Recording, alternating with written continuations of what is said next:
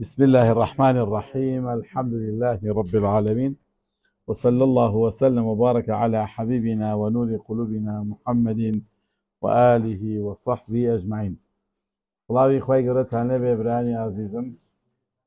قشنا سدرسك تعظى بناوي الترغيب في الزواج والتحذير من البغاء. واتا باس يواكن هالله لسر هاوسەرگیری کردن و هەروەها پارێزگاری یا ترساندن یا دوورخستنەوە لەسەر داوێنپیسی و لەشفرۆشی. جا سەرەتا ئاەتەکانە خوێنینەوە ئینشاءڵڵا. مامۆستای بەدەنگێکی خۆش بۆمان بخوێنێتەوە لە خزمەتیا بە گوێ لێگرن. فەرموو مامۆستایان، کێ حەزەکە بۆمان بخوێنێتەوە؟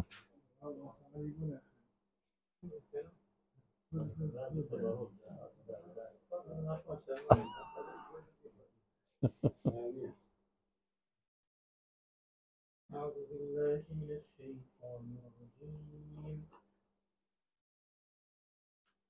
وأنكحوا الأيام منكم والصالحين من عبادكم وإمائكم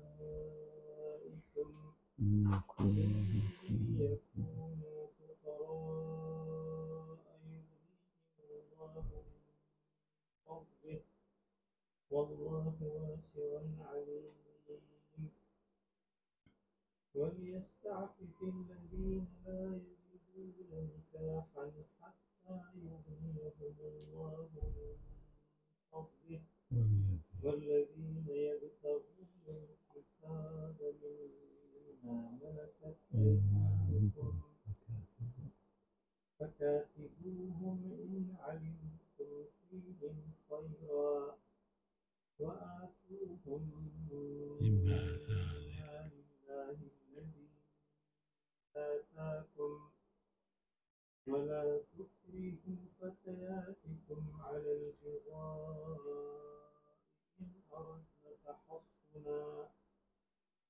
إن أردنا تحصنا لتبتغوا عرض الحياة الدنيا ومن يكرهن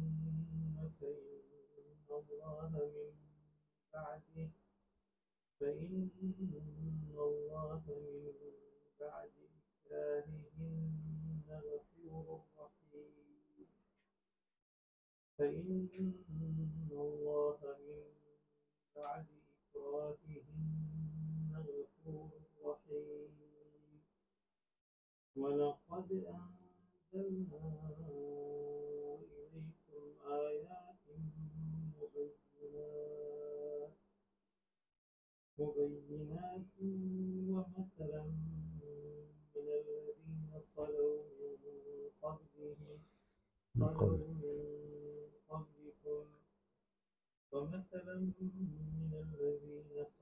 من قبلكم وموعظة للمتقين. صدق الله العظيم. ئەم ئاەتانەی کە ئەمڕۆ لە خزمەتیان ئاژین ئەمە ژێکێکی ترە لەو فەیڕە و مەنهەج یا پرۆگرامە جوانەی کە ئیسلام یا قورئانی پیرۆز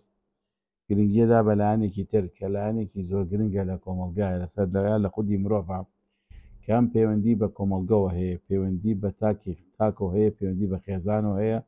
پەیوەندی بە ناسنامەی نەتەوەی گەلانەوە هەیە. یعنی کەوابوو بابەتێکی گرنگە بۆیان بابەتە لێکێکە لەو شتانەی کە بەرامبەری سازش نییە لە ئیسلامە. یعنی ئەوەی کە ئیجرعاتێک کە ئاکرێت لە پێناوی پارێزگاریکردنی لایەنەدا زۆر ئیجرعاتی شەرعیمان هەیە کە قورئانی پیرۆز یا شریعەتی ئیسلامی یا قەزای ئیسلامی دەستکراوەیە بۆ پارێزگاری لەم بابەتە. ئەمەش بەڕاستی بریتە لە مەسەلەی زەواج. بابەتی زەواج بابەتێکی تەنها حەزی ئینسانی نییە. قورئان کۆمەڵە دیری تایبەتی هەیە بۆ مەسەلەی زەواجی کە لەوانە خی گەورە باسی کە ئینسانەکە خەڵقی ئینسانەکە لە ئینسانە کۆمەڵێک توانا و هێزی داناون. ئەم توانا و هێزانە هەمویان بۆ ژیانن، هەمووی بۆ ژیانە. لە عەقڵەوە بیگرە، لە بینینەوە، لە بیستنەوە، لە هەستەکان تەوانێت لە سۆز و لە خەمەکان لە تواناکانی تری ناو جەستت کە هاتن هەمویان ئەبێ خزمەت بە ژیان کات. چونکە لەبەرەوەی بۆ ئاوداکردنەوەی ئیستیعماری سەرزەویە. ئەم ئیستیعمارە تەنها بە گوڵ ناکرێت، دار ناکرێت، بە مرۆڤ ناکرێت، هەمووان پێک و ئیستیعمارەکەن. بەڵام لە ناو مرۆڤ کۆمەڵە توانا هەن، ئەم توانایانە پەیوەستن بە خودی ئیستیعماری وەزیفەی ئیستیعماریەوە کەیەکێکیان مەسەلەی توانەکانی سێکسە، توانای سێکسی کە لە مرۆڤ هەیە یا لە گیانەوەرەکانی تریشا هەیە، مەسەلەی ئیستعمار بەوە بەسراوەتەوە. ئەگەر دێستە زەوی ئاوادانکەی بەردەوامبوونی مرۆڤ لە ڕێگەی ئەمەوەیە، بەردەوامبوونی مرۆڤ بەتوانێت حیوانەکان و گیاندارەکانیش ئەگەر ئەوە نەبێ بەردەوام نابن، بەشی چەند ساڵێکەکەن. بۆ ئێستا کە ساڵن ژیانی سەر زەوی ئەوەندە بلیۆن ساڵە یا بلیار ساڵە خۆلێکیەوە بەدروست بۆ مێژوویەکی دوور درێژە هەمووی پارێزگاریکردنەکەی ئەم بابەتێ. بۆیە کەوابوو ئەم توانایە لە قورئانی پیرۆزە کە باسی توانای ئینسانەکان توانە بێ خەرج کرد لەو وەزیفەی کە بۆ دروست کراوە. بۆیە مەسەلەی زینا بە حرامدانێ، مەسەلەی عەلاقەی شەرعی زۆر بەرامبەری توندە، چونکە توانایە کە ڕێک و ڕێک پەیوەندی بە مەسەلەی وەزیفە گەورەکەی ئینسانەوە هەیە. ئەمە لایەکی تری پارێزگاریکردن لەسەر ئەو ئاەتە خوایی کە قورئانە فەرمێ خەلەقناکم من شعوب وقبائل، کە خوای گەورە لە شعوب و قەبائل دروستی کردین و هەروەها اختلافی ئەلسینە و ئەلوان، ئەمە ئاەت الله. ئەم ئاەت اللهانە نابێت لە گەردوو ناون ببن، وەکو چۆن نابێت لە گەردوونا نیشانی دەستی خەڵقی ئیلاهی رابێون ببێ، لە ناو ژیانی مرۆڤیشان نابێت ئاەتەکانی خواون ببێ. جایەکێ لە پارێزگاری ئەو ئاەتی خوای گەورە ئەم نیکاح و زەواجێ، زەواجی شەرعی و پارێزگاریکردنی ئاەتەکانە، چونکە قەبیلە و هۆزەکان بە چی ئەمێننەوە؟ بە مەسەلەی زەواج ئەمێننەوە.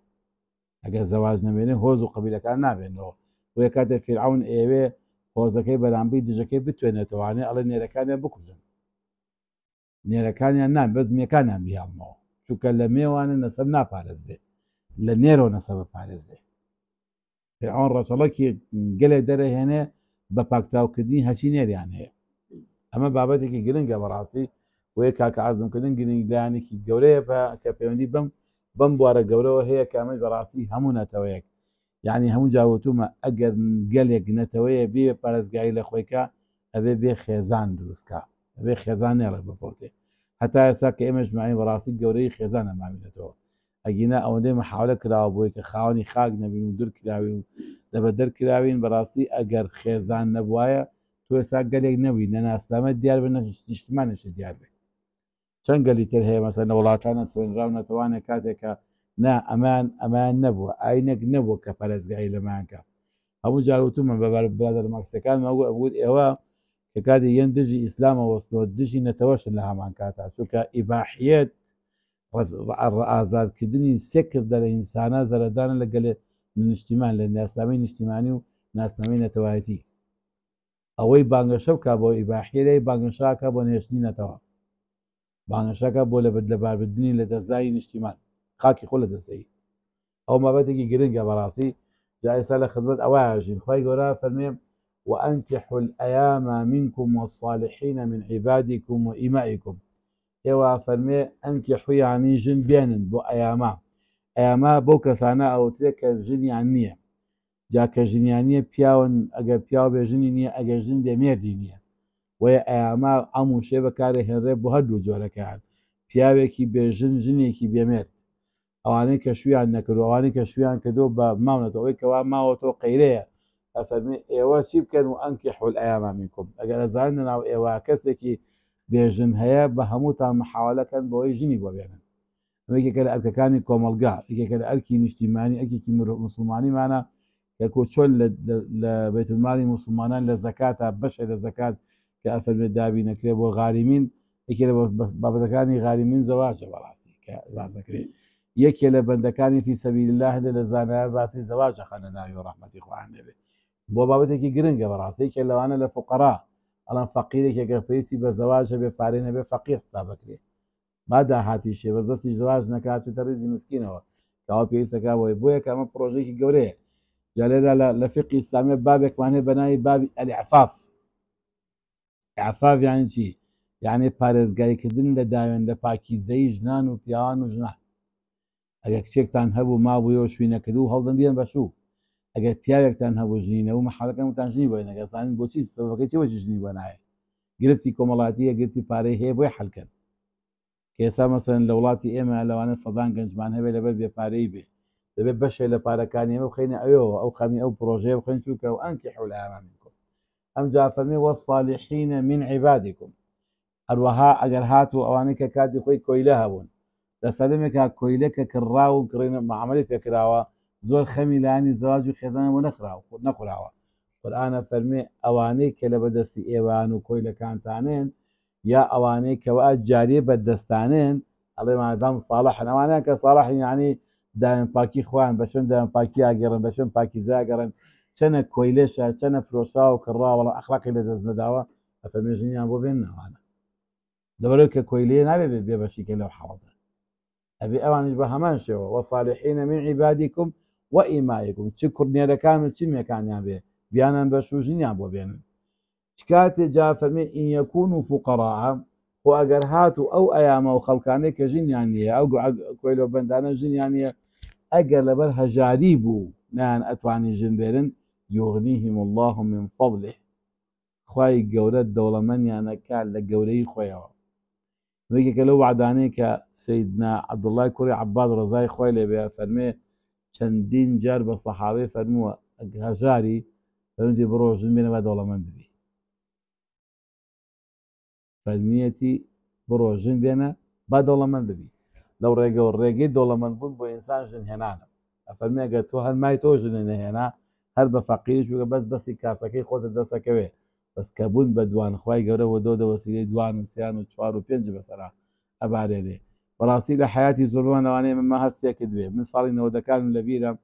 یعنی ئەو برادەی کە زەواجیانەکەی جاری وا بوو مامۆستامان هەبوو ئێمە ماڵەکەمان دەگوازەوە بە سارێکی بەرازیلی ئەوەڵ و ئاخری سار ماڵەکەی بەرازیلێک ئەلە قەمەرە بەرازیلی کە هەبوو بە سنووقەکەی و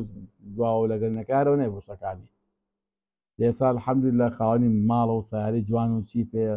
لە کاتێکا کە حاڵەتەکە ئاواهی بوو زەواجی کرد هەر ئەوەندە بوو وەڵاقێکی بچکۆلی ئەوەندە بوو سێشوە دەستە نوێن و نەختێت قاپ و قاچاق بوو هەمووی مەختەیەک سارەوە من لەبیرم دێ یعنی ئێمە ماڵمان گۆست و ئەم ماڵە بە عەرەبایی دەستی هێناوە عەرەبانە سێتایەکان کە خەڵکی نەگار بەوە بە دوو عەرەبانە هەرەوەمان هەبوو هاتمە ئەم ماڵە هەرەوەمان هەبوو بەڵام خوای گیان مەسەر قەت لە مێشکی ئێمەیە ڕۆژێ نەبووە لە ڕۆژێژا بڵە خاوەنی خانووە بووم دەستێمانە ئەگەر بە عەقڵ و مەنتیقی ئێمە وایە قەت قانومان نەبوایە داهاتەکەی کەسێت دەکرد و لەو سەردەمای ئاواهی بەڵام خوای گەورە دەرگای ئەکات و ئەسڵ نازانێت چۆن کاتەوە بەڕاستی بۆیە کا فەرمێ ئین یەکونوا فوقەراء ئەگەر ئەوان لەبەر هەژاری بوو ئەنان ئەتوانی ئەمە بکەن یغنیهم الله من فضله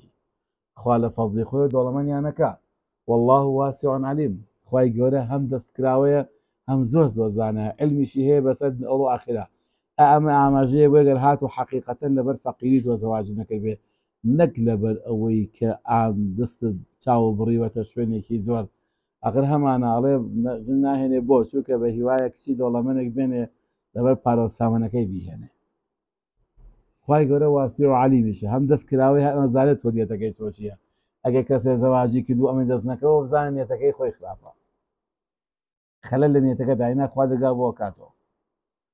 وەڵاهی من زۆرم ئەوە دیواری خۆم بۆ خۆم لە تەلەبەی خۆشمان دیومە لە قوتابی خوێندکاری خۆمان لە کەسانی زەواجی کردووە بە هەمومان دەستمان گرتووە تاکو و شتنەکەی بۆ هاتووە ئێستا الحەمدولله یعنی هیچی نەبوو هەر هیچ کەسابەتیشی نەبوو بەڵام دوای زەواج بۆ دەوە دەخوا دەستی کردوەوە کەسابەت و الحەمدولله گەشتە سەخەتێک هەر نازانێت چۆن هاتووە هەموو جا بەم نەڵێ مامۆستا من چۆن منم گەشتمەتە ئێرە ئەوە منم یعنی هەر بە خۆی تەسەوور ناکە ئێستاش کە ئەوە ئەو بێ بۆیە فەرمی یغنیهم الله من فضله ئەم جارە فەرمی ئەوانەیان کە لا یەجیدون نیکاحا کەسانێک هەیە کەسیان دەست ناکەوێت دوانای مارە بڕینیان نییە یا ئافرەتیان دەست ناکەوێت ئەوەی کە ئاەوێت چەندین جار ئەمانە زۆرجار خوازبینیەکە ڕێ ناکەوێت یا لەبەرەی خەلەلێکی هەیە فەقیرە لەبەر ئەو خەلەلەوە ئاکالەوەی درەنگ دەستی بکەوێت ئەمانە فەقیر دەناڵێنێ بە ئەنی حیفیشە بەڕاستی و عادەتی کۆمەڵگەی ئێمەیە خراپە کەسێکە بە حاڵ لەنگێکی تایە یا خۆمەسەن چاوێکی شتێکێتی یا دەموچاوی شتێکی پێوەیتە زۆر جار هەیە ئەمە فەقیرە بۆ زەواج تاخیرە بێ ئەفەرمێ وەلیەستەعفف الذین لا یەجیدون نیکاحا با خۆی داوێن پاکیزەی و داوێن پاکی خۆیان بپارێزن ئەوانەی کەوا ژنیان دەست ناکەوێت یا توانای ئەوان نییە مارە بڕین بکەن حتى یغنیهم الله من فضله حتى ئەو کاسەی کە خوای گەورە لە فەزلی خۆی و دەوڵەمەندیانەکا و دەستیان بۆ ئەگرێ بۆ ئەم کارە بەڵام برایان یەکێک لەو شتانەی کە ئێمە بەڕاستی لێمانونە مامەڵەکردنی ئێمە لە مەسەلەی دوعا لەگەڵ ئەڵڵایە حکمەتی ئەو 99 چییە قورئانی پیرۆز کە زۆر تەوزیفی کردوون لە ناو ئاەتەکانی قورئانە القرآن بخوێنە ڕەوانە چەند جار هەر لێرایە ئەوە علیم ئەوە واسع ئەوە ڕەحیم ئەوە غەفور ئەمانە هەموو ئەهێنێم بەڕاستی کتێبێکم خوێن دەوانێت زۆر کاریگەری سروستکردن کتێبێکە باسی ئەسما الله الحوسناکە فەرمێ کلیلی دەدانی دەرگا قسەکردن لەگەڵ ئەڵڵاه ئەڵێ هەر ناوێکی خوا کلیلێکە بۆ کردنەوەی دەرگای گفتوگوی عەبد لەگەڵ ئەڵڵایە ئەڵێ ئەگەر تۆ کێشەی ڕزقت هەبوو لە دەرگای ئەڕەزاق و لەگەڵ خوایە دانیشە شەوێک تا بەیانی چەند سەعاتێ بە ڕەزاق یا ڕەزاق ڕزقنی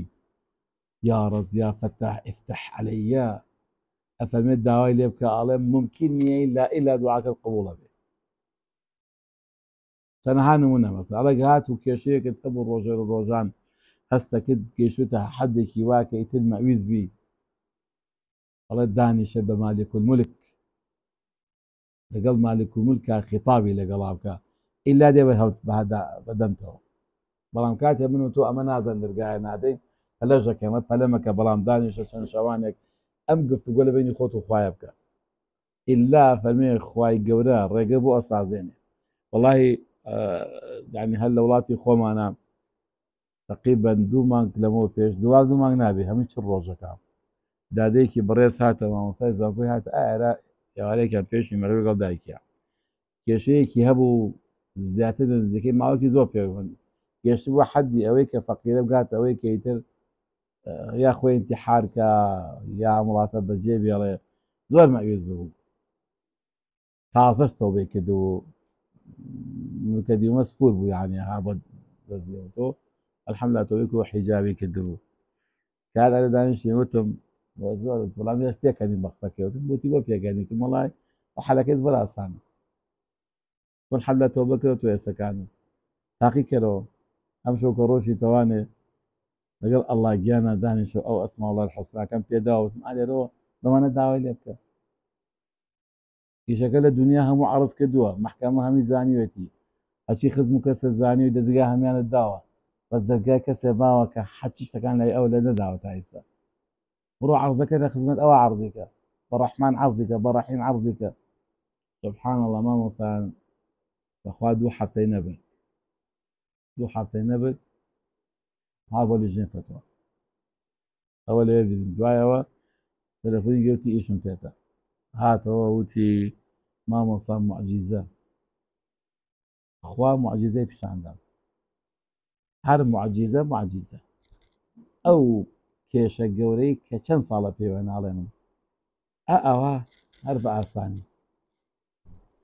لە ماوەی 2 دانە ڕۆژە بە مەمنونی کێشەکەم حەل بوو هەر نەمزانی چۆن حەل بوو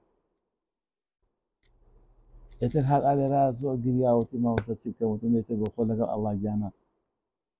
ڕەفتەکە دروستکەوە ئەوە ئیشەکان حەلێ وەڵی وتی مامۆستا هەر خوای گیان موعجیزەی پیشاندان زیاتر ئیمانی سابت بوو ئێتر ئێسەکانە وا بۆ خۆی سەرقاڵە ئەلەم ڕۆژانەوە تێمی وچم بۆ عەمرە بۆ حەجەتم ئینشاڵڵاوتی پارە ئەدەم تا 2 دەفتەری ژێمچم بۆ حەج ئەو نەعاشق بوو دەوەزم پێی چییە ئەوەیە کە لەوانەیە کە ئەفەرمێ بۆ ئیغنا بۆ داواکردن بەڕاستی ئەو دەرگایەمان هەیە قەت لێم ئەویز نەبن ئینشاءڵڵا لێ بدەن زۆر بەرهەمیە بێ وليستعفف الذين لا يجدون نكاحا حتى يغنيهم الله من فضله بەڵام ئیستعفاف بپارێزی بەڕاستی خوای گەورە دەرگا لێ کاتەوە کە خوا نەخوازە ئیستعفاف لادا خەتەرە والذين يبتغون الكتاب طبعا ئەم بابەتی لا يجدون نكاحا دە پێیان وایە فەرمێ پارەی پێ نییە یاخود مؤنەکەی بۆ ناکرێ یا توانێت ژن بێنێ پارەی پێ بەڵام ناتوانێت مۆنەی کرێکاری و داهاتی دەست ناکەوێ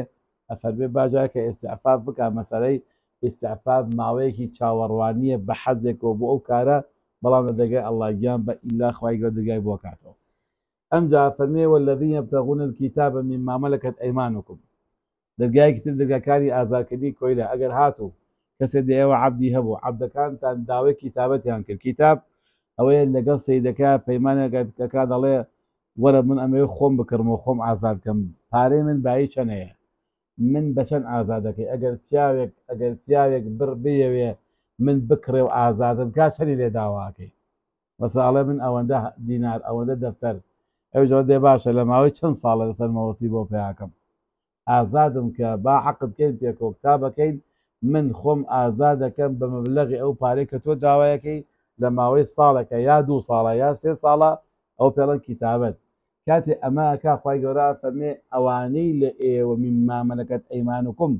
لەژێر دەستی ئێوان و بوونەتە مڵکی ئێوە عقدتان لەگەڵیانە هەیە کڕیوتانن یا شتێکی وایە ئەیانەوێ خۆیان ئازادکەن کەواو فەکاتی بووهم لەگەڵانە کتابەتکەن وەرن پەیمان بنووسن لەگەڵانە ڕەدیانی بە کوتێکێڵە نابێ کە داوەکە نابێ ڕەدی بکەیتەوە با پارەی زۆریشکە با بە قیمەتیش بێ یەسەر بێگەڵا چی بکەین یەکسەر ئەبێ ئەفەرمێ فەکاتی بووهم لەگەڵیان دانیشن عقدکەن بەڵام چ کاتێ ئین علیمتم فیهم خەیڕا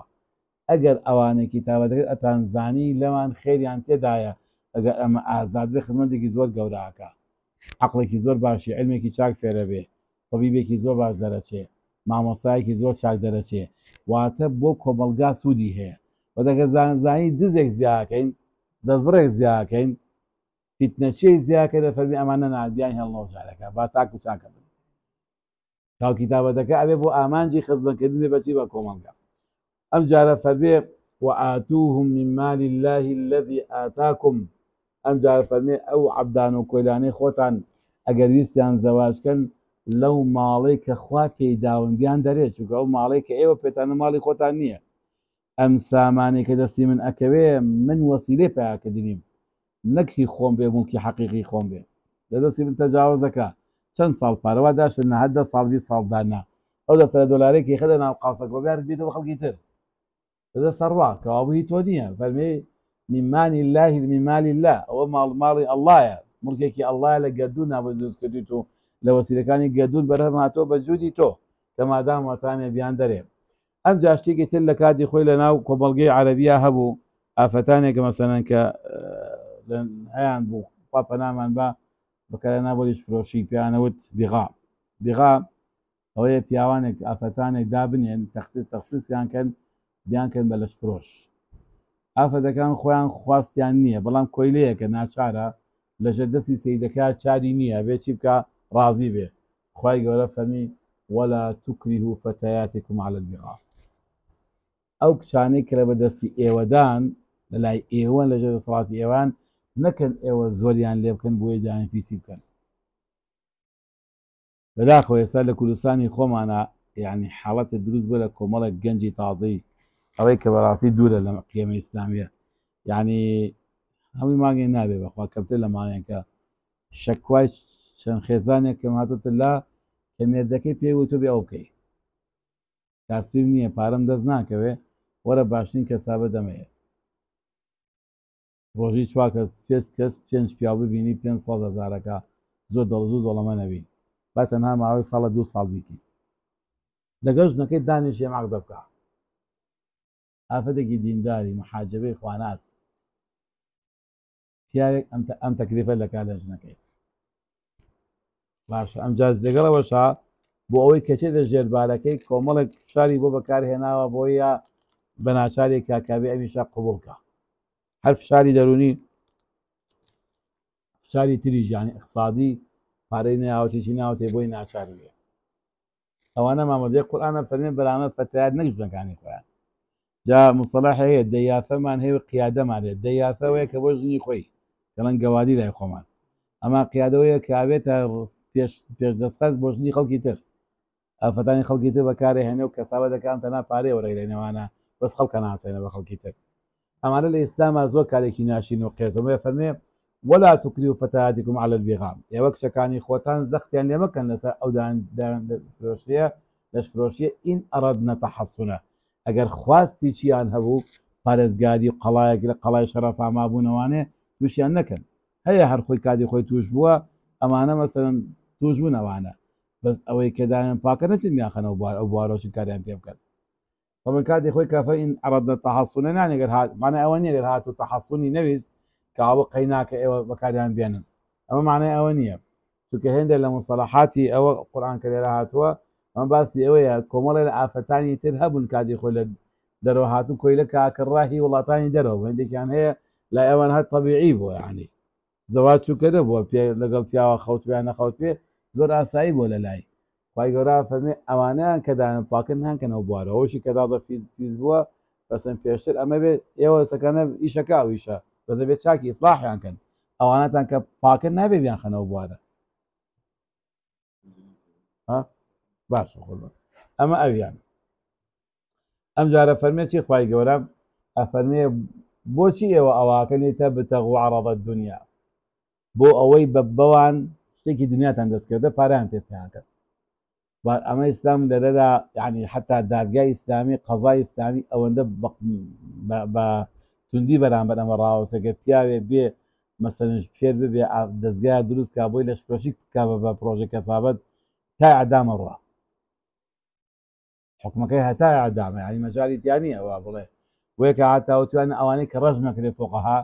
ئەو پیاوەی کە ڕەژمە ئەفرەی کە ڕەژمای ئەمن ئەوانە کە لەشپرۆشیەکەن یەکەن بە کەسابەت بۆ لتەبتەغوا عەرەضە حەیاتی الدونیا شتی پارەی پێپەیاکەن ئێستا بەداخەوە لە کوردستانی خۆمانە کۆمەڵی خەڵک لە عایلەی کوردیا فێری ئەمە بێژنی خۆی دایان پاکی تووشی ئەوە بکە ومن یکرههن ئەگەر کەسێ بێ ئاوا هیزە زۆریان لێ بکە فإن الله من بعد إكراههن غفور رحيم خۆ ئەگەر ئەوان دوای کراهیان لێکراوە تووشێوەش بوون تۆ بکەن خوالیان خۆشەوە چونکە مەزەختی خوان بەخواستی خوانەوە زۆریان لێکردون کۆیلەی فەقیر هەبووە لەوانەیە لە عایلێکی پاک بوو کچی مسلمانە کچێکی زۆر دایان پاک بووە بەڵام سەیدەکەی خسووتەوە بوارەوە خوا فەرمودگار سەدا ناخەین ئەوە مەجای تیا دوایەوە کە خوا بەرامبەریان لێ بودێ ئەم جارە فەرمووە وقد أنزلنا إليكم آيات مبينات بەڕاستی ئێمە بۆ ئێمان نادۆ کۆمەڵی ئاەتی خوایی بەڵگە و نیشانە کە هەمیان ڕوونن مبینات یعنی ڕوونکەرەوەی کۆمەڵی حاڵەتن مبیناتن ئەوانەی لای ئێوە ناڕوونن ئەم ڕوون یەکاتەوە ومثلا وكۆمەڵی شتێکی تایە بەڕاستی پند و ئامۆژگاریە من الذين خلوا من قبلكم لەوانەیە کە لە پێشی خۆتانە باسی قەومەکانی پێشی خۆتان ڕۆشتون هەمووی نمونونەکان بۆ ئێوە بۆی پند بێ بۆ ئێوە کە لە ئایندە و کەوان تەمەسەرێ ئەو مێژووی گەلان کە ئەخوێنینەوانەی قورئانە فەرمی کەمە مەثەل مێژوو لە لای ئێمە بۆ ئەوە نییە بێن بیکەن بە مەستەری فکر ئەیکەن بە مەستەری مەوعیزە و ڕێخستن بە مەستەری چاکسن و چاکسازی ئەگەر مێژوویەکی ئاوایی هەبێ بێ مێژوو بگۆڕی نەک دووبارەکەینەوە یعنی لە منطق و لە لۆژیکی ئیسلامیە دووبارەکەنەوە مێژوو عیبە ئەبێ مێژووی تازە بخڵقێنی ئەو قسەیەکە هەمجارڵێ مێژوو خۆی دووبارە ئاکاتەوە بەڕاستی و بۆ خەڵکانی تەمەڵ و خەڵکانی ناکاران ئەما بۆ خەڵکی موسڵمان ئیسلام کە هاتووە عەقڵە خاتە گەڕ بۆی مێژووکی تازە بخڵقێنێ حیفە من و تۆ ڕایەکی تر هەمان مێژووی ڕابردوو دروستکەینەوە خۆمان دروستیکەینەوە ئەوە نیشانەی دواکەوتنە نیشانەی جانبوونی عەقڵە ڕاوەستانی عەقڵی ئینسانە بۆیە فەرمێ ومەثلا من الذين خلوا من قبلكم هەرچی شتێکی لە قورئان هاتووە مێژوو بۆ ئەوەی کە بێتە پند بۆ ئێوە تا لە بەرچاوی ڕۆشنایی ئەوانە چاکسازی لە ئایندەیە بکەن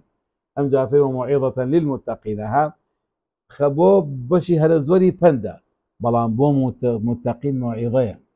ئەهلی ئیتقا ئەوانیان کە ئەهلی ڕۆشنبیرن زانان ئەوانەوێ بەڕاستی ئیتقا بەردەوام خۆیشیان و خەڵک بپارێزن نەک تەنها موعیظەی بۆوان موعیظە چییە وتارێکی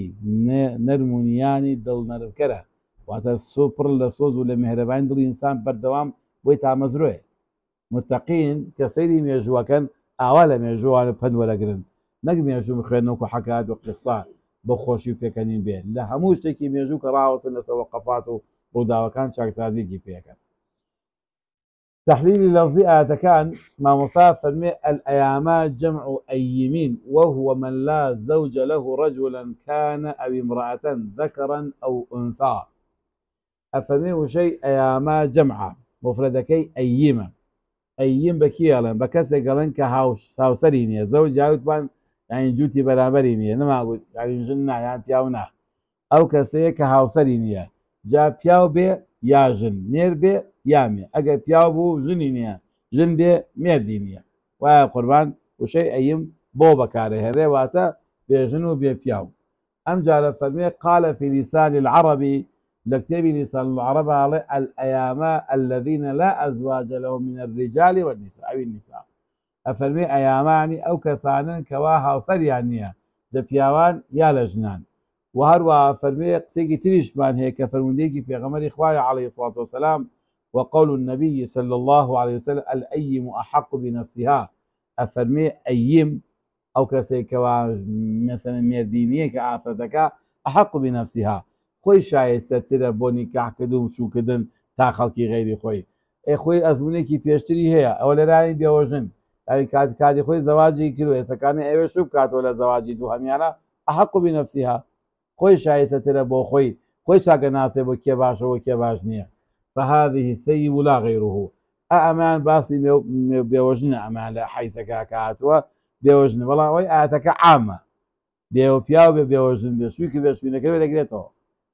رونا براكم أيمي آتك گشتیە بۆ هەر کەسێک کە هاوسەری نییە چ پیا بێت چەژن شووی کرد بێ یا شووی نەکرد بێ ژنی هێنابێ یان نەهێنابێ بەڵاوی حەدیثەکە بەس باسی چییە بەس باسی بێوەژنە جا فەرمی وكذلك قول وكذا قول الشاعرين الله هەروەها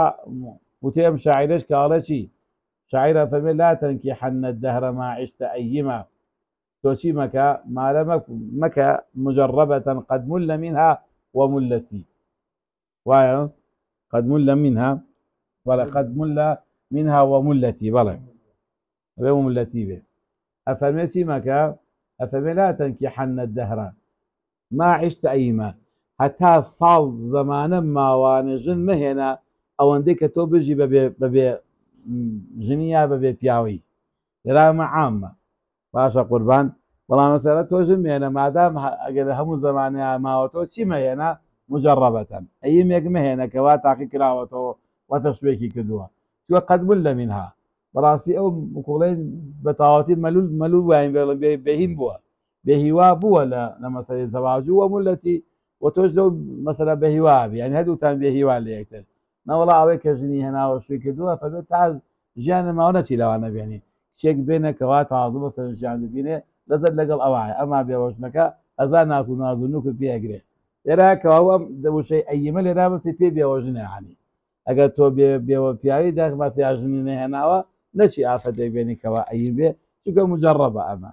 یا مجرڕیبە وایە قوربان پیاوی تاقی کردووەتەوارێ قەت بوون لە بن هاوڕاستی لە تەجربەکە بێتە بێزار بۆ بلەتی تۆش دەویش بێزارە بی سوودی بۆ نییە لێرا شاعیر ئەوێ بڵێ کاکە گیان باش وایە ئینسان کچێک بێنێ کە حیزەکەش وا ئافرەت بێ بە وردەکەی پێغەمبەری خوا عەلەیهی سەلام بەتمانەیە ئەوە نیتە بە بێوەژن ناشوونەکەنەوە ئەوانە زانن معناوە نییە بە بێوەژن فەقێتی ترینە بێوەژن بە کەڵکی شوکردن نایە یا بە کەڵکی ژنێتی نایە ئەوەش معنای ئەوە ناگەێنێ بەڵام بڵێ ئەوان باشترە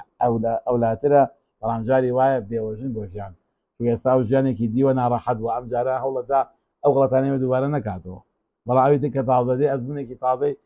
سەردا دەست پێکا لەوانەیە هەمان کێشە دروستکە کە دروستی کاتێکۆ دروستی کردووە بۆیە ئەولانی جاابێشی هەیە وان نەزانن خراپە لما هدو چینەکەمان دیوە لە هەردوو چینەکە شار تەماسمان هەیە ئەنی ئەرخودی خۆم من ئەزمونم هەیە لە بەشودانی بافەتی بێوەژنە ماڵێکی زۆر سەنگی لەگەڵ یەکەمەکە حتا بڵێ نەگونجاو لەگەڵ دوو هەمەکە ئەوەندە نەربوونیان و گونجاوە یعنی تۆکو لۆغ و کۆڵیانی بوو لە تا کەرەوە بڕانگین و ڕۆن بۆ یەکتر شەدی يعني وخراب به وفي الحديث أنه صلى الله عليه وسلم كان يتعوذ من أئمة ويطول العزوبة أنجا فمن حيثك معناك في غمر إخوة بنايا قد لأئمة أئمة يعني زور معنوا واتبا ببيجنين ببيشو كدن كتيتيا كربي زور منتوي فمن خوايقان وما لينا كيك بيجن بيني وعبي يا جن بيشو منتو شو هادو كان خرابة هم بيايا قرات وجني نبي أسامي كومالي بياوا ناسم لو شي عباسة بخويا فقيرة جني عني هنا وبخويا انتمني لا اشتاكان وعنيها بەتەنها خوایەکی لا یەکی لە خۆدەیەکان ئاتاقەت یەکتریشیان نییە برا یەکتریشن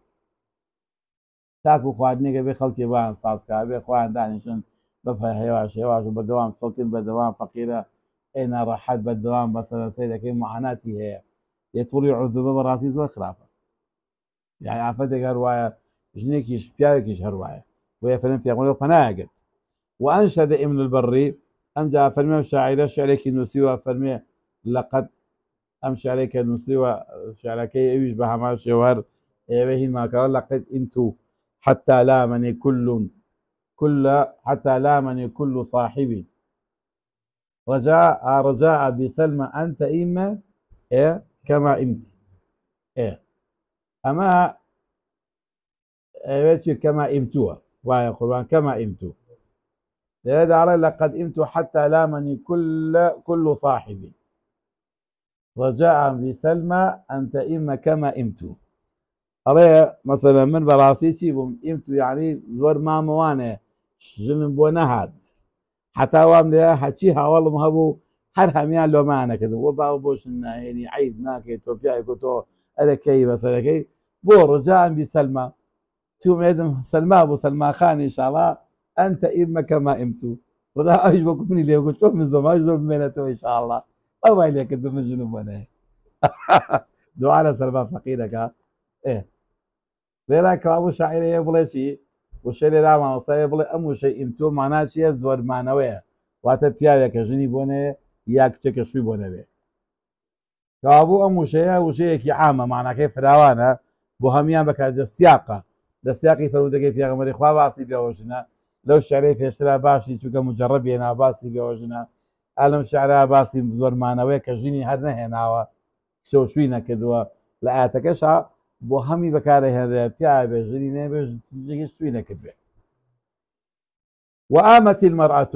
أقرأي وصل العربة آمت يعني شي يعني إذا مات عنها زوجها على آفتك آمت يعني شي آمت يعني فقيرا مردي مردي هابو والله مردكي وفاتك باشا قل ومنه قول علي مات قيمها وطال تأيمها أفرمي براسي مرد أو كسي كواسة فرشتية كدو واروا زور درجة كيشان بمردي تأيم مكان شي بمردكي ئەوەرە کەوا فەرمێ کەوابوو ئەم شەش بەکارە هێنرێ بۆ ئافەت ئەگەر هات و مێدی بمرێ هەر پێڵەن چی پێشێڵان ئەیم جا فەرمێ لە قورئانا فەرموو ئەنكحوا الأيام منكم أدخل فيه الذكر والأنثى والبكر والثيب بەڵام ئەوەی کە لە قورئانا هاتووە ئەنكحوا الأيام خاسی نەکرۆ بە یەکێ لەمانەوە بە بێوەژن و بە بێنبردەوە بەوانەوە بەڵکو چی کردووە نێریش و مێوکچ و بێوەژنیشی تێداخڵ کردووە هەر کەسێ هاوسەری نەبێ ئێتر بوو بێت و نەمابێ یا هەر نەیبوو بێ باشا بيقرأته واضح بران عبادكم يعني شيء بمعنى العبيدي وشيء عباد جمعي شيء جمعي عبيدة وقرأ مجاهد من عبيدكم يعني قراءتك معناها ناله الله فمي وأنكحوا الآية الصالحين من عبيدكم هذا كواقع إنه وأكثر استعمالي في الأرقاء والمماليك زوبي وشيء عبيد وشيء بكاره وشيء عبيد بكاره لمصطلحات وعبيدي الله بكاره وعبيدي إنسانا أو أنا كده بدرس إنسان أريقة وترقيها وتكويلها يا ممالك أو أنا كالجير ممكن خلق تران خوان خاوة دريتيان نية باشا قربان وكو قرزار بويا كراوة يا مثلا بدي وقرز والجيراوة يا مثلا اشتكي أوعي وإذا أضيف إلى الله فيراد منه الخلائق والله هكذا وتد يا عبادي خواي يقول القرآن إضافة وشيء عباد إضافة بلا الله كده لو كذا مرسي بيدروس كده وكان خواي يقول دروس كراوكاني خواي قوريه كمروفكا وقل قل يا عبادي الذين اسرفوا يراو شيء عبادي بو الله بكار هاتو بعبيدنا هاتو عبيد الله باشا قربان بعبادي بجمعك بكاري هذي يعني اوانيان ككشين كبندي اخوان دروس كراوي والله هيك شابو بو اخوان بكاري هذي واضح براكم جاء فرمي الذين أسرفوا على أنفسهم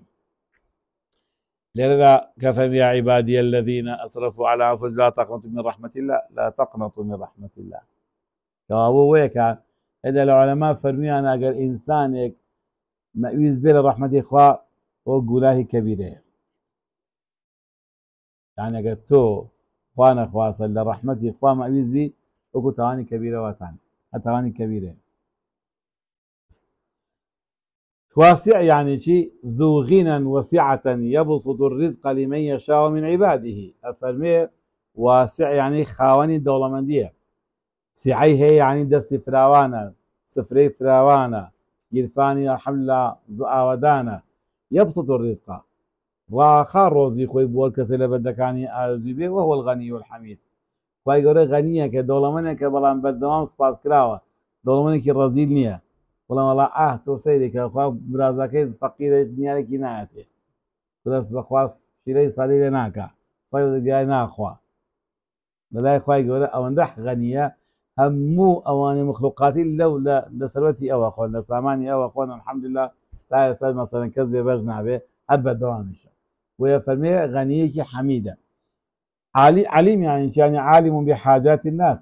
زعناه بدايسي خلق ومصالحهم برجوندي كان فيجري عليه من الرزق ما قسم لهم کەوابوو ئەهێنێ بۆیان ڕۆزیەکان ئەوەی کەوابووی داناون بەشەکەی خۆیان پێدا باشە قوربان بەشیان ناگرێتەوە وليستعفف يعني شي أمر من العفة واستعفف وزن استفعل والشيء وليستعفف فعل أمر باللام في خلونا لقواعد عربية أمر باللام أمر بغايب في ألان أجا كسي ليلة النبي دائم أمسلو بأمر بوشي بو كسي حاضر نية علي باو كاربكا با فلان كس بروا بيه هنيه باشا جاري واشي أمر كبراش حاضرة بدل كوابيري لبر خاتي چییە؟ لا لەبەر خاتیەوەی نادەوێت کەس بزانێ لێرا ئاڵەمەسە با بچێ بیهێنێ با بیهێنن یەکێ لە ئێوەیە پێم وتووە پێشتر ئەڵە سێ بێخراچێ هێنێ و کەسان نازانن نامەوێ بزان ئێوە کێچێ هێنێ وایە جاری وایە لە شتی سیاسی و ئەمنیە لەوانێت تۆ ئەوشتە نەزانرێ ئەڵێ با بێ با بیهێنن ئێتر تۆ خۆشە شتی دیاری کردووە بەڵام ئەمرەکە ئاشاریتەوە وانە لە عربية شوي خوي هي جاء فمن يستعفف أمر من العفة فرمان لشيء لباكيتي باكيزي واستعففه وشيء استعففه لسبب استفعال سيبتي وذاكرة أخوي عفف يا سيبي الذاكرة استعفف وزنه استفعل باب استفعال لزباني عربية هركاته يمزو سين وتاز ذاكرة سفعلها معنى كيتي تابع طلبي تاعي وەکوێستا خەرەجە عنی دەرچوو کەوتم ئیستەخرەجە داوای دەرچوونم لێ کرد دەرهاتنم لێ کرد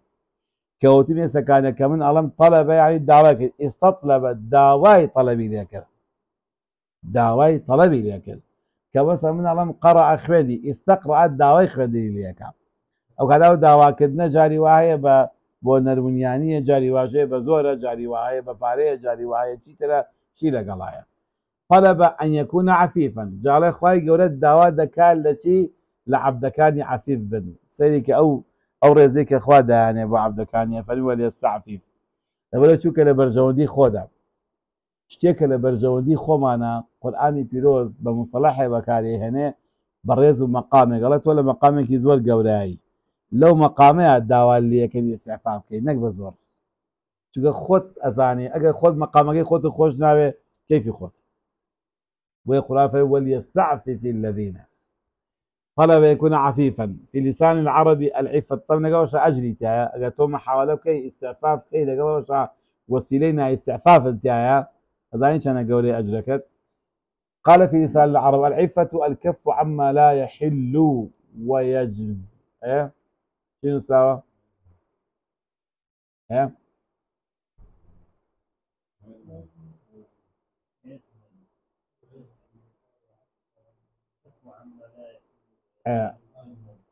علنا لا يحملوا ولا ويجملوا أو نسلاوة إيه باشتري أفهم إسبانيا عربية عفة بشيء الكف عما لا يحل خو باراستنا لشتك حلال نية وشتكي كجوان نية شيء ناشرين بمان هر شيء ناشرين بوتونكت هو استعفاف كدوا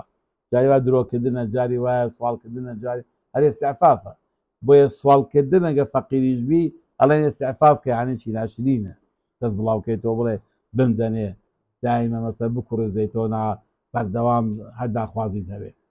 ئەمما لا یەجملو یعنی کەوابوو چییە جوان نییە یان جەمول یەجمل لا یەجملو ئەگەر کاتە بە لازم بخوێنەوە يقال عف عن الحرامي يعف عفة جاڵێ کە فعلەکە لە چه بابێکە لە بابی دووهەمی ثلاثی مجەڕەدە عفف يعففوها وەکو ضرب يضرب واتانێ لە زبانی عەرەبیڵێ عف عن المحارم لشي بكاري هنا لقال عنا بكاري هنا نال عف المحارم كابو خوي لازمها في بشي هي بتعدى كذا ابي حرف جري وبيني عف يعني كف عن المحارم لشي حرام كراو يعف يعني خويا باريز عفة هو مصركيتي وعفافا دو مصريه مصريكي هي سوزن فعله مصريكي هي سوزن شي فعال عفاف او فعاله باشا قربان هدو مصركاني كبكاري هنري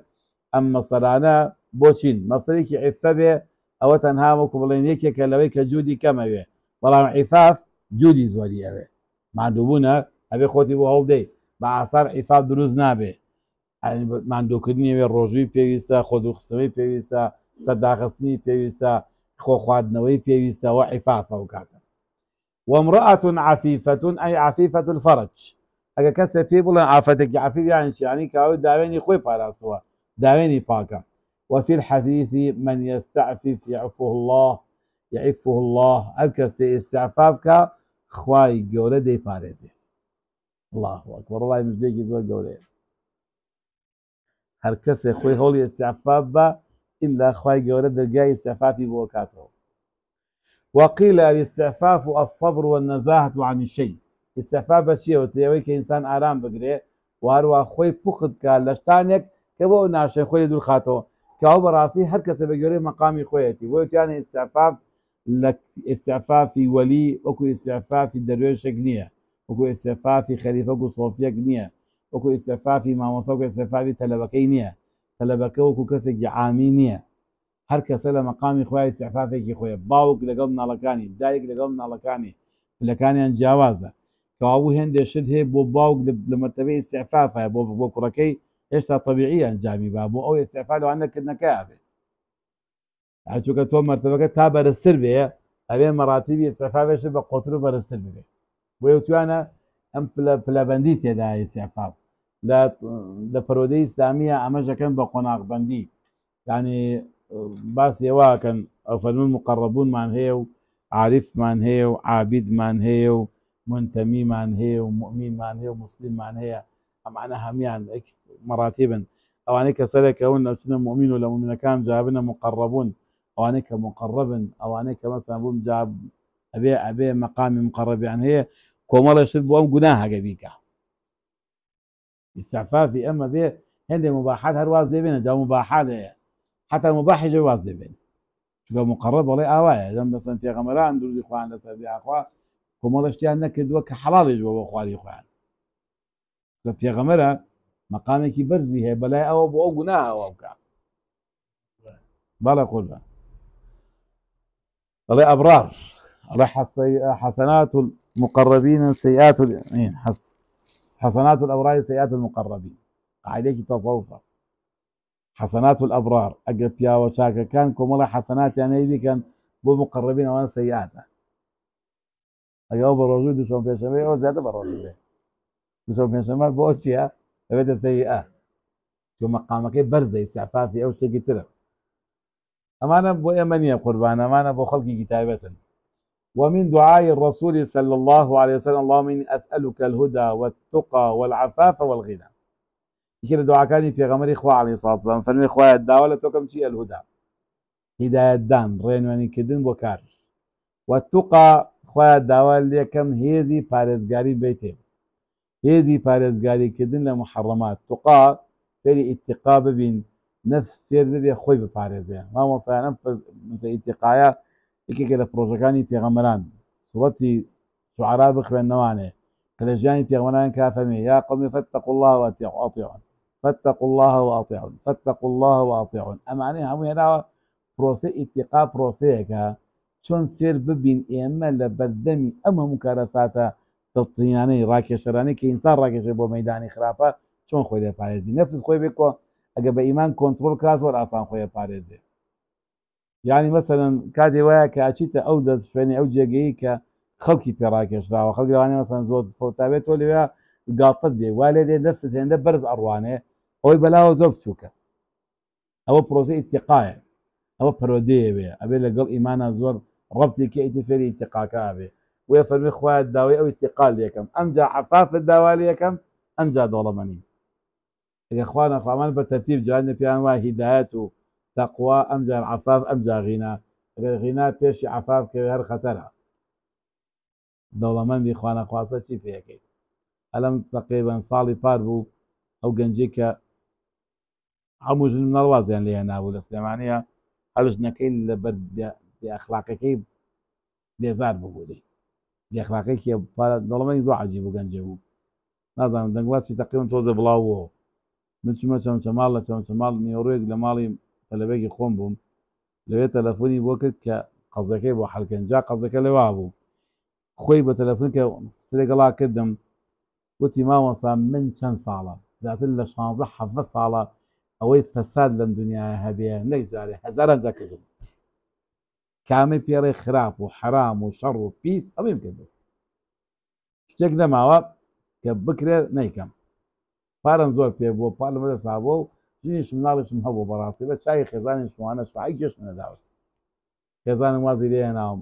بەڵام وتی لە کتوپڕا خەوێکی عەجیبم بینی خەوەکەی بە تەفسیرە گێڕامەوە و خوازۆی پێشێ دوایەوە چوو بۆ لەسەر خێرا لە تەخەوەکەی بیتەوە خەوەکە لە شەو کە بینی بوو لە ماڵەکەی خۆیانە نتوانانی بخەوێت کە خەبەری ببووە ماڵی بەجێشت بوو ماڵی بەجێشت و یەسەر ڕۆشت بوو بۆ عەمرە بۆ بەیانەکەیە بە دوو ڕۆژ دوای خەوەکەی یەکسەر پارە بڕۆ بۆ عەمرە بۆ سعودیە پانزەوی ڕۆژێ وجا کە هاتبووانە ماڵی خەزوی قەناعەتیان پێ ناگەوت درۆکە ئەممەنەی درۆ کردبوو فەسا کردبوو ئەیگو با بە نوێژەکە چووە بۆ عەمرە ئەگو ئیل ئەساسی درۆکە شتەکان نادایەوە شتەکەش ناچوو بەلای ئەگو چۆن پیاوە پیاوی ئەوە نییە تاکو مەسەڵەن کە هێنامە قستەکەمان پێ گێڕایەوانێ کە خەوەکەی گێڕایەوەن ڕووداوەکەی گێڕایەوە ڕووداوێکی زۆر زۆر عەجیب لەو ماڵانە ڕوویداوە وڵاتە ئەمجار قەناعەتیان کرد کە تۆزە ڕاستەکە وتیان خێنە ژێر تێستەوە تا ماوەی مەسەن دوو سێ مانگی زین ڕاستەکە نوێژەکە و عیبادەکە و خواناسە جاوە بەیەکە بەڕاستی غینە ئەگەر عەفافی لەگەڵانە بێ زۆر خەتەرە تەقوای لەگەڵانە بێ زۆر خەتەرە ئەو دۆڵەمەنیە ئەو ئینسانە بە بۆ لایە حەچی نەما خۆی مەسەن شەخسێتی نییە دەست بە قسەی ناکات جا فەقیرە حاڵێکی نەو هەبوو ئەیگو باشە سوێنە خۆم بە قورئان بە نوێژەکەم ڕەسمی هێناوەتەوە عەمرەم کردووە ئەیگوت بەس دایک و باوکی خەریک وشێ دەبوون وتی کە هەواڵەمان بیستۆ توتی لە عەمرەم وەکووا لە ئاسمان بمان خەنە خوارەوە قەت تەسەوڕمان نەکەوتێ بۆ عەمرە بۆچی چۆن ڕۆشتویت بۆوان گوت درۆکە بەخواوەی لاچۆ بۆ شوێنە هێمان خەڵەت هێنێ ئیلا پشتێ فیتنێکی تری هەیە کورەوانێک و باوکی ئەو کەعبەیە کەعبە بەڕەستی فشار ئەوە تا بەخوا لە پاڵ کەعبە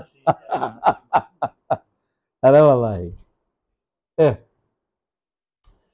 قال الزمخشري الكتاب والمكاتبة كالعتاب والمعاتبة وشيء كتاب صيغة فعالة يوجد مصدر كتبها قال الزمخشري فهمي وشيء كتاب ومكاتبة مكاتبة مفاعلة ومشاركة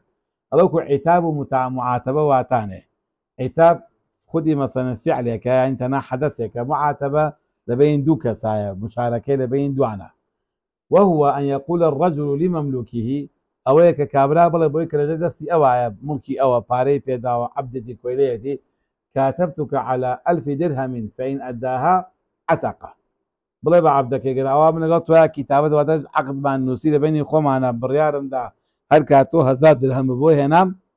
ئێتر تۆ ئازاد ئێتر ئەوی دەچێت بۆ خۆی دەیسەکا بە ئیشکردن 1000 درهم کۆ کاتەوە یا سەیدەکەی و خوا حەفیزێ بۆ خۆی ئازاد دەبێت والمكاتبة مفاعلة وشيء مكاتبة بابي مفاعلة بابي مفاعلة هم مشاركة لبابي إسباني عربية وكلهم مخوي مشاركة وكو مقاتلة وكو مثلا مزاولة وكو مناظرة وكو مناقشة وكو أنا ومشاركة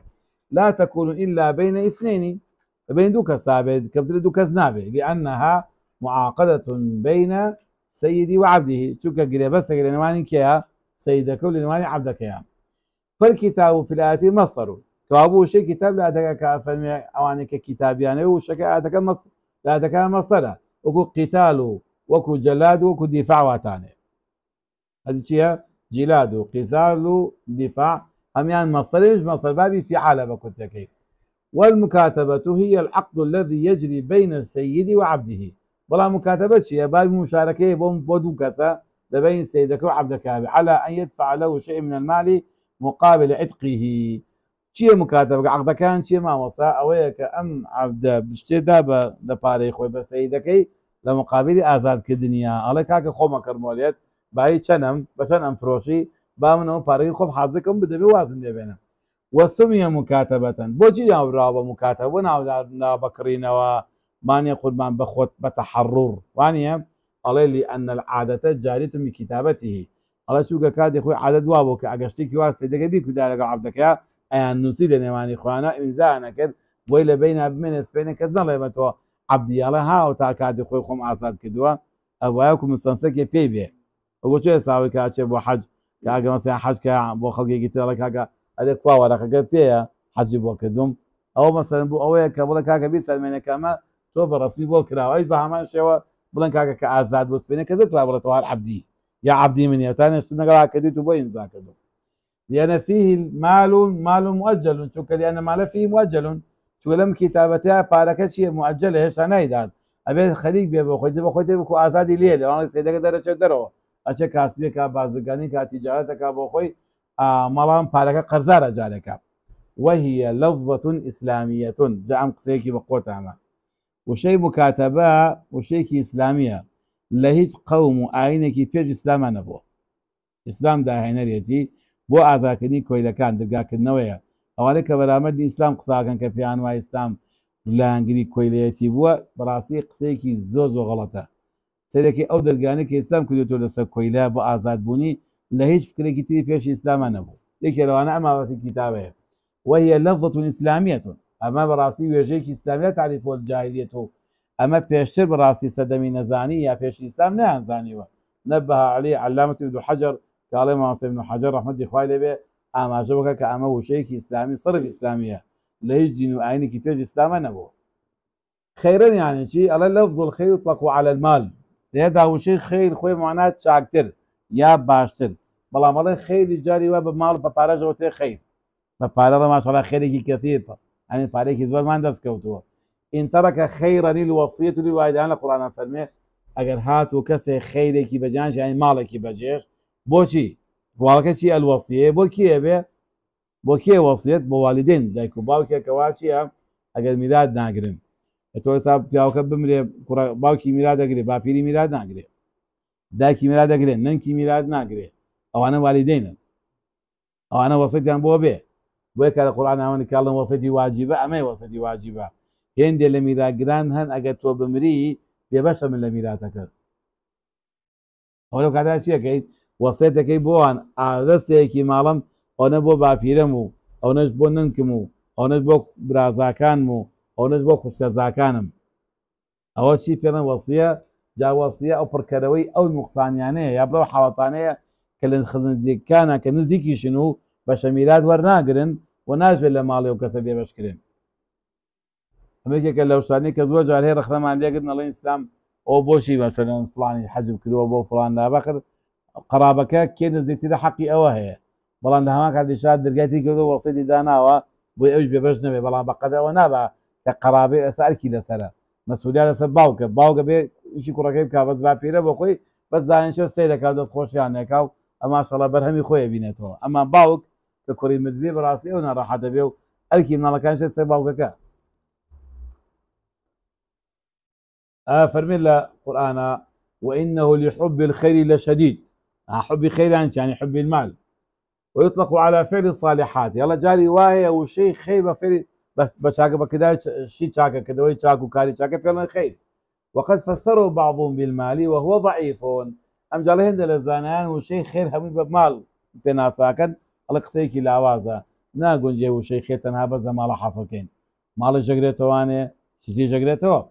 والصحيح أن المراد به الصلاح والأمانة والوفاء الله براسي قصي وثاني المراد به صح صلاحه والأمانة والوفاء براسي كقصير راسه من بس بخير شيء شاكيتي ودسباكي ووفاء أمسشتي هرشتي أمسشتي تاو خيره والعل معنى إن علمتم فيهم القدرة على الكسب والوفاء والأمانة فكاتبوهم على تحرير أنفسهم كواتك فمن إن علمتم فيه خيرا يعني شيء يعني أجر إيه وزعني تنتواني كسابت يعني هيو وفاش يعني هي بو باركس بين أهني بو تو بي وفانا بين إخوة دس باكي شنايش دزيه ما باكي باكا فكاتبوهم وغيرنا مكاتبة كانوا عقدك بنو سباقوان آزاد كان بلا غزايش دزيكا أشياء ما لخلق تبيرانك رأمانك شو كان بلا يبقوا ما قدروسك قال الطحاوي وهو من قال إن المراد به وقول من قال إن المراد به المال لا يصح أجا كاسة والله ما بس ده بآياتك وشيء خير تنها ماله على براسي قصيك دروزنيا بولي أن العبد مال لمولاه خوي عبدك مالك كابريس لوكي خويتي فكيف يكون له مال أجا خوي مالي خلق كوا مالي هي عبدك تابل والله إن علمتم فيهم خيراني أجا أوان مالي أنهبو باري أنهبو وأنكر بعضهم ذلك من حيث اللغة أم جعل براسي لزانته هل روي لغتي شو ناقون جو شيء خير وانا مال به أفرمي بو فقال لا يقال علمت فيه المال تسباني عربينا على والله من زاني مالي تيايا على برامي إنسان ناوت يشتي وعي وإنما علم يقال علمت عنده المال زعيم لله أو مال هي نعلم لله مال هي لا أو مال هي الله لروي عربي شو أو تعبير جواد أبرين مع زباني عربية غلطة